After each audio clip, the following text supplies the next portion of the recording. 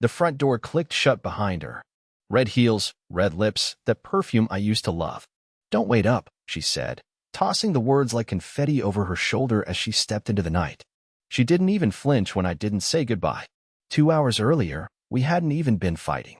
There was no argument, no drama, just a quiet dinner where she scrolled through her phone and I picked at overcooked pasta. She smiled 3 times during that meal, none of them for me. And then she told me, casually, like saying she was going to pick up milk, "Mason's throwing a party at the lake house. You know, the one he used to take me to back in college? Just for old time's sake. It's overnight." I blinked once. She didn't wait for a response. Now, alone, the house felt like it wasn't mine. Her perfume lingered in the hallway like a stranger's breath. I stood by the window, watching her tail lights dissolve into the dark. She said it wasn't about Mason. She said she needed space. She said I shouldn't overreact. But you don't put on your red lipstick for space. And you don't wear that dress unless you're trying to haunt someone's memory. She left to make a point. And I got the message. But I had a reply she didn't expect. Before she reached the lake house, I was already in motion. Quietly. Precisely. Not out of revenge, but clarity. The kind that only comes when the people who claim to love you show you exactly what they think you're worth. She wanted to remind me she had options. So I reminded her I had boundaries. She wouldn't find out what I did until she walked through that door again. And by then, it would be too late. After she left, I didn't sit down. I didn't cry. I didn't rage. I just stood in the kitchen, my hand resting on the counter where her keys used to be. That space was empty now, like a placeholder for someone else's life. The hallway still held the sound of her heels, fading away like a warning I didn't hear in time. Her overnight bag was gone. She didn't ask if I'd be okay. Didn't say she loved me. Just a casual, "Don't wait up," like this was something we did every Thursday night. She knew what she was doing. The dress she chose wasn't comfortable. The perfume wasn't subtle. It was all a signal.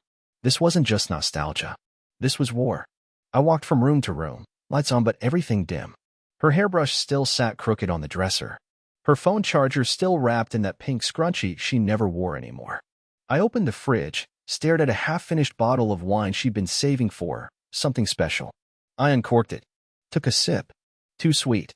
Left it on the counter with the cap off. Then I opened my laptop. There was no plan. No dramatic revenge. I wasn't thinking ahead. I just typed. Month-to-month storage unit, no long-term contract.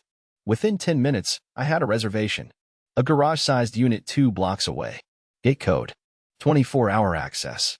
I shut the laptop, walked to the bedroom, and opened the closet. It was strange how fast I could tell what belonged to me and what didn't. My side was just a row of gray and blue, practical things that didn't try to impress. Her side was louder.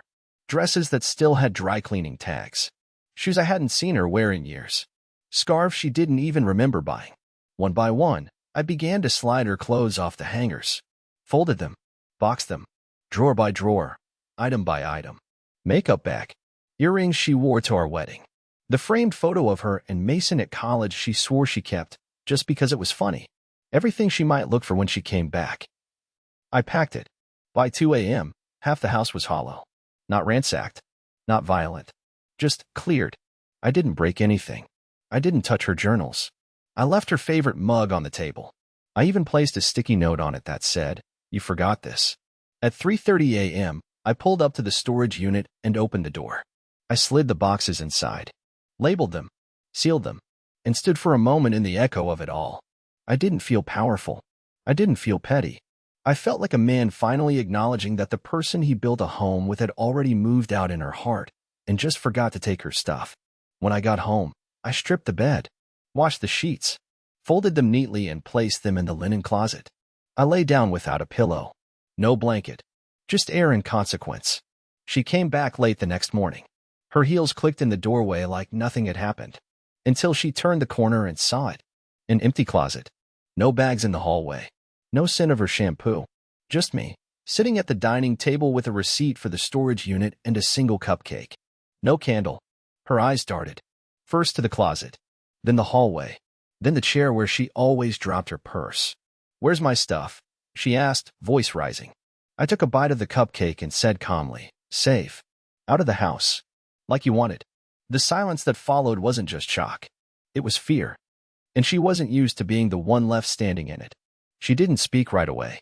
just stood there like someone had pushed her into the wrong house by mistake. Her mascara was smudged, not from tears, but from a long night of dancing or something worse.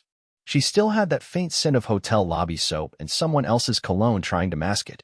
"I don't understand," she said finally, her voice shaking just enough for me to notice. Why would you do this?" I didn't answer right away.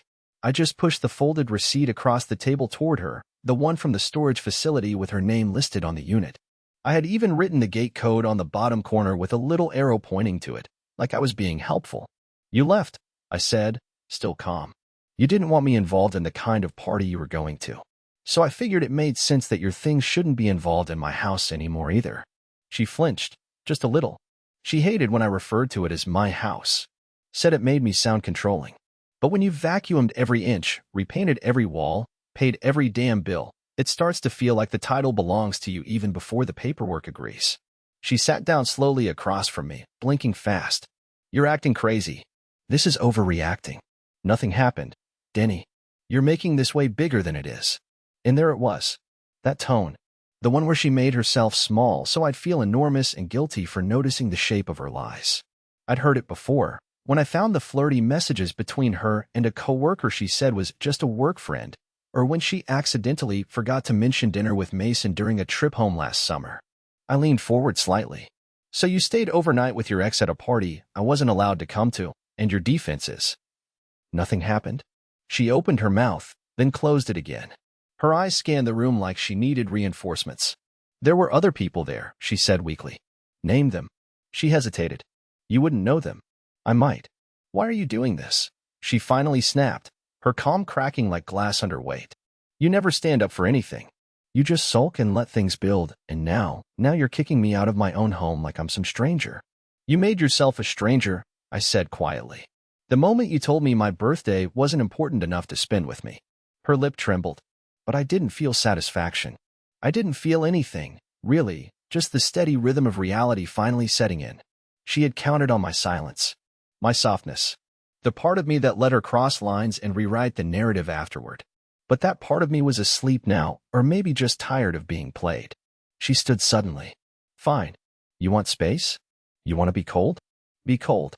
But don't come crawling to me when you realize how ridiculous this is." I didn't stop her as she grabbed her phone and car keys and headed toward the door. But I did speak one more time.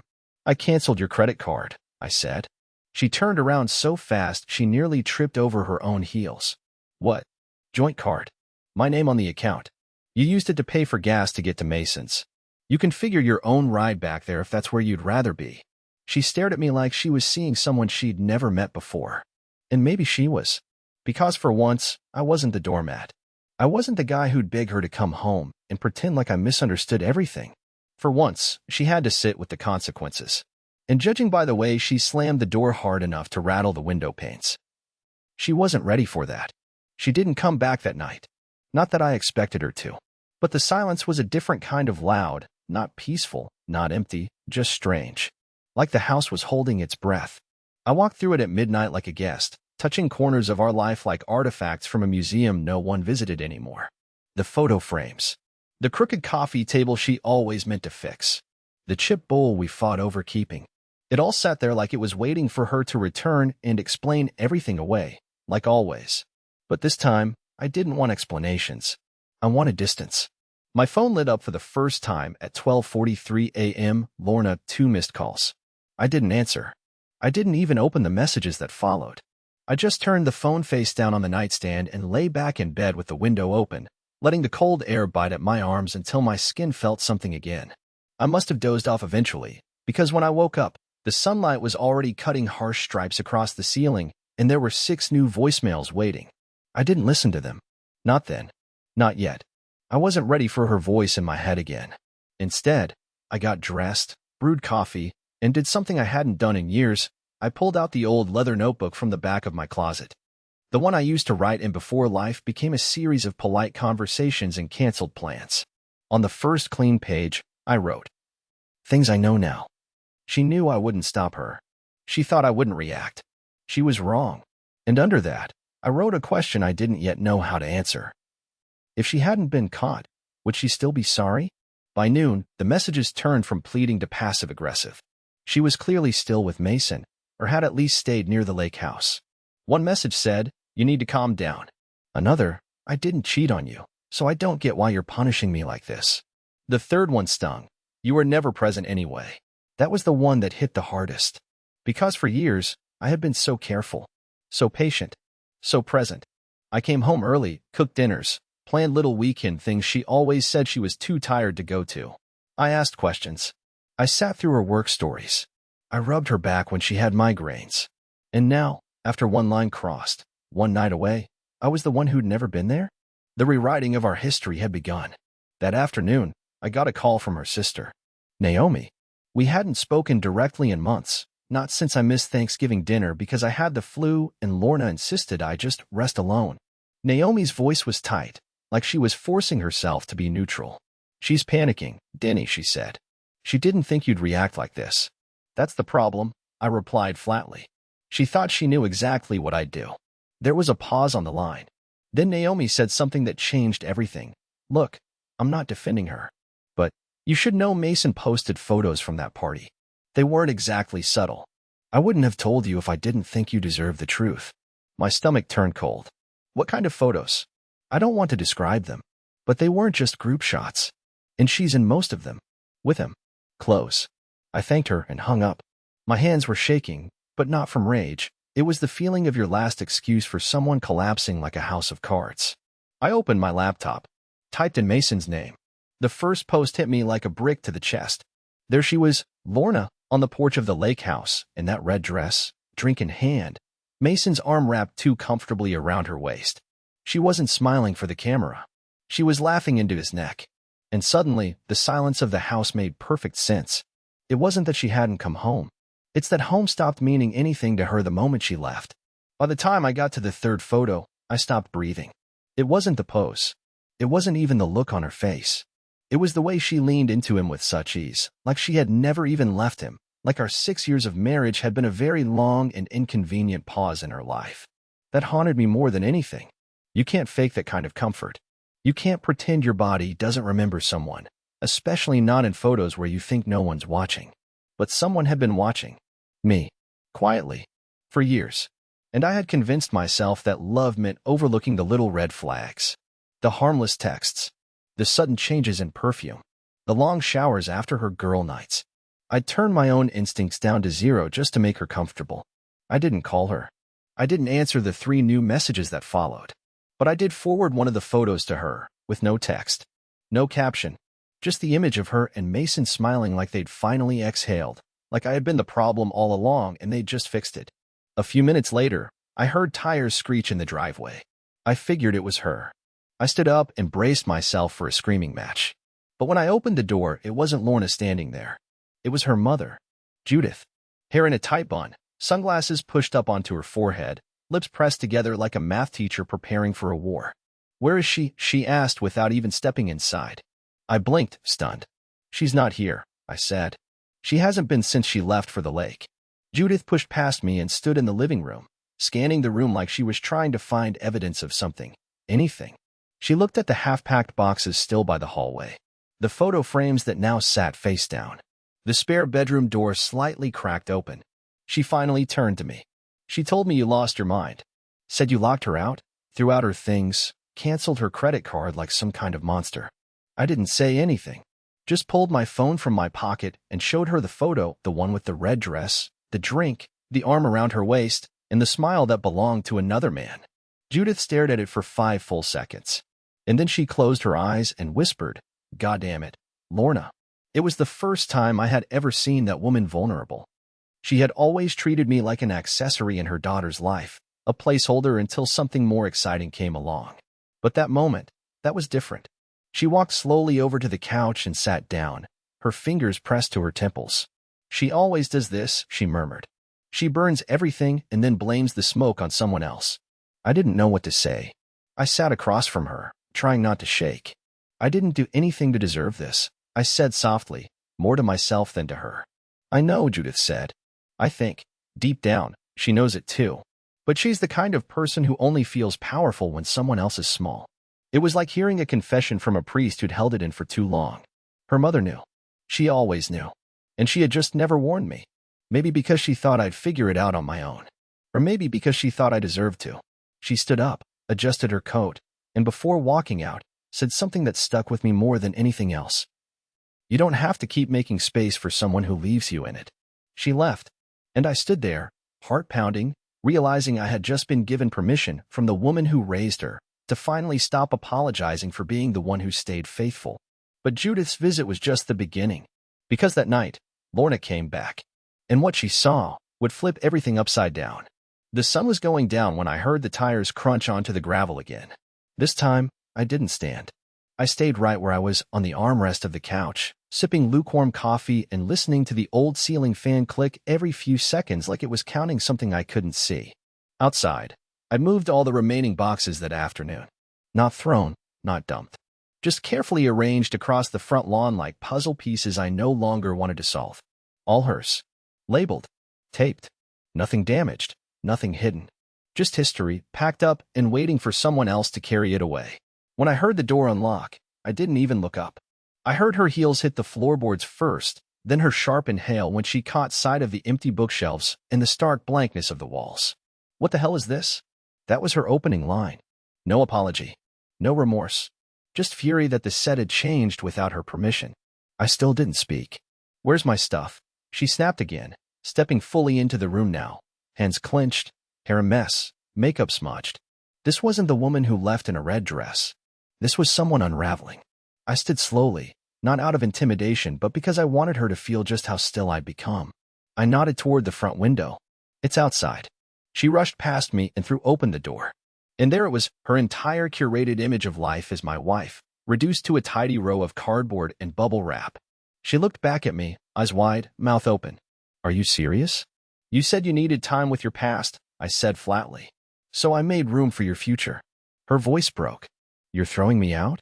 Over one night? You didn't just leave, I said. You didn't just stay at a party. You erased me. You erased everything we had. You didn't care where I was, how I felt, if I even existed.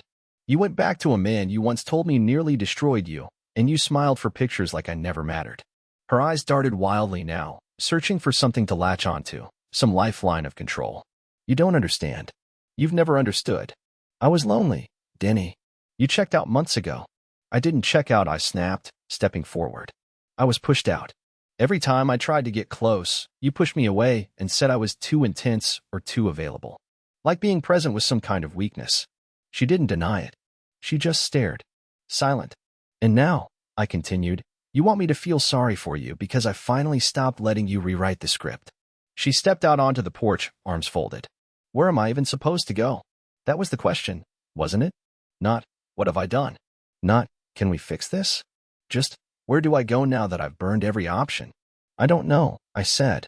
But the address to the storage unit is taped to the last box, along with a check for 1 month's rent. After that, it's yours. You think this makes you some kind of hero, she said bitterly, tears threatening but still unshed. Some calm, composed victim? I looked at her then, really looked, past the cracked facade, past the rage. What I saw was someone who never imagined she'd lose control. Someone who thought silence always meant surrender. But I wasn't silent anymore. I don't need to be a hero, I said. I just need to stop being the idiot who kept setting himself on fire to keep you warm. She stood frozen, one hand gripping the doorframe, the other clenching her phone like it might deliver her from all this. But no one called. No one showed up to save her from herself. Eventually, she walked to the edge of the porch and sat down next to her boxes. Not in defeat. Not in understanding. Just confusion. Like she couldn't compute that the world didn't revolve around her regrets. And I closed the door behind me. Softly. Finally. But the night wasn't over. Because just as I sat down again, the phone rang. And the name that lit up the screen? Mason. The name alone made my skin crawl. I stared at the screen glowing in my hand, Mason. Just that. No last name. No emoji. No pretense. He wasn't even blocked. I'd never bothered. Honestly, I never thought he'd be bold or foolish enough to call me directly. And now, here he was, as if this entire mess hadn't already crossed every unspoken boundary there was. I didn't pick up right away. I let it ring until the sound nearly dissolved into silence, and then I answered. No hello. No breath. Just the open line between us and the knowledge of what we both now knew. He spoke first. His voice wasn't cocky. It wasn't smug. It was strained. almost regretful. Denny, I know I'm the last person you want to hear from, but I need to say something. I stayed quiet. I wanted to hear what he thought he was entitled to say. I didn't know she was still married, he continued. Not really. She said things were basically over between you two. That you were living like roommates. That you didn't love her anymore. That sentence hit me like a car through a wall. Not because it surprised me, but because I'd suspected for years that she had painted me as the villain in every room I didn't enter. I could hear him breathing, waiting for me to respond. She's good at that, I said, voice flat, telling just enough truth to feel honest, but leaving enough out to stay blameless. He exhaled slowly. Look, I'm not trying to justify what happened, and I'm not calling to fight. I'm calling because I think she's losing it. I blinked. Excuse me. She showed up here again. Tonight. After whatever happened with you earlier. She's a mess, man. Pacing in the yard, screaming into the dark. She smashed a bottle against my garage door. My neighbors almost called the cops. She came back to you? I asked, stunned. He hesitated. I didn't invite her. She just showed up, like she had nowhere else to go. Of course she didn't. She'd burned both bridges in a single day, and now she was trying to build a raft out of the wreckage. I rubbed my forehead. The room suddenly felt too small. She said you embarrassed her, Mason added carefully. Said you put her things on the lawn like trash. They were in boxes, I replied, biting back my exhaustion. Labeled. Safe. She wasn't thrown out. She was let go. There was a pause. I could hear wind on his end, maybe from him stepping outside. I told her she couldn't stay, he said. Not here. Not like this. I didn't sign up for this level of chaos. That almost made me laugh. The irony was painful. He'd invited the fire and now didn't want to get burned. You wanted her, I said, but only when she was curated. Pretty. Controlled. You didn't want her unedited. He was quiet after that. She told me I was boring, I added, almost to myself. Said I was safe, predictable. She craved excitement. Spontaneity. She never stopped to think about what happens when chaos becomes your only constant. Another pause. Then he said something I truly didn't expect. Do you want me to help you get her back home? I blinked, stunned. What? She's not okay, man. And I think deep down, she knows she broke something that can't be fixed. But she still keeps circling the same places, same people. It's like she can't stop herself. I'm not equipped for this. But maybe you are. No, I said firmly. I was. For a long time. But not anymore. And then I hung up. I sat there for a long while afterward, staring at the phone in my hand, still glowing like it wanted me to call someone else, fix something, explain myself. But I didn't know that to anyone anymore. Outside, the boxes were still lined up like reminders. She had no address now. Not in this house. Not in his. Just a mess of choices that finally stopped protecting her. But I wasn't prepared for what came next. Because around midnight, my doorbell rang. And it wasn't her. It was someone holding an envelope with my name scrawled across the front. Inside was a photo. And what I saw in that photo, it changed everything. The envelope was thin. No return address, no postage, just my name written in quick, almost rushed handwriting, blocky, unfamiliar. The man who handed it to me didn't speak. Just nodded once and walked off into the dark, leaving behind nothing but the crumpling sound of gravel under his boots. I stood there for a moment, holding it like it might bite. When I opened it, I didn't know what I expected. A letter? A threat? One final twist? But it was just a photo. A printed one. Matte finish, slightly bent at the corner. Lorna and me. Smiling. We were on the Ferris wheel at some dinky county fair, probably 4 or 5 years ago. She was laughing into her hands, trying to hide the mustard stain on her shirt, and I was pointing at it with exaggerated horror. Someone must have taken it while we weren't looking, probably one of her cousins. It was so ordinary. So human, and yet it hit me like a freight train of memory. There was a time we were real. There was a time I felt chosen. On the back, written in faint pencil, it said, "You were never the boring one." I stared at that line for what felt like an hour. I didn't know who had written it. Maybe Lorna. Maybe someone else. Maybe it was her way of trying to end this not with destruction, but acknowledgement. I'll never know for sure. But something in my chest loosened. Not everything that breaks has to end in ash. Sometimes it just settles. A week passed. The boxes disappeared from the lawn. I didn't see who took them. I didn't want to. But when I came home from work one evening, they were gone. All of them. And I knew that was the last chapter in our shared story. No door slammed. No grand apology. Just quiet, mutual exit. I started to breathe again. I fixed the broken cabinet door she always said she'd call someone for. I donated the dusty yoga mats we never used. I played music in the house again, loudly, even danced once, just to see if my body remembered how joy moved. And it did. The following month, I found myself walking past a bookstore I hadn't noticed before. Something pulled me inside. The bell above the door chimed gently. I picked up a used copy of a novel I'd loved as a teenager, ran my fingers over the creased spine like greeting an old friend. That's when the woman behind the counter smiled and said, "You've got good taste in stories." Her name was Marlene. She had laugh lines around her eyes and wore a necklace made of tiny pressed flowers. We talked for 20 minutes about nothing and everything, and when I left, there was a slip of paper tucked inside my book with her number on it. I didn't call her right away. I wasn't ready, but I smiled the whole walk home. Sometimes the ending isn't fire and fury. Sometimes it's a quiet rediscovery of yourself, of dignity, of strength, of freedom, of a life that doesn't need to be dramatic to be beautiful. And for the first time in years, I didn't feel like a man waiting to be loved. I just felt like a man, whole, steady, and finally, home.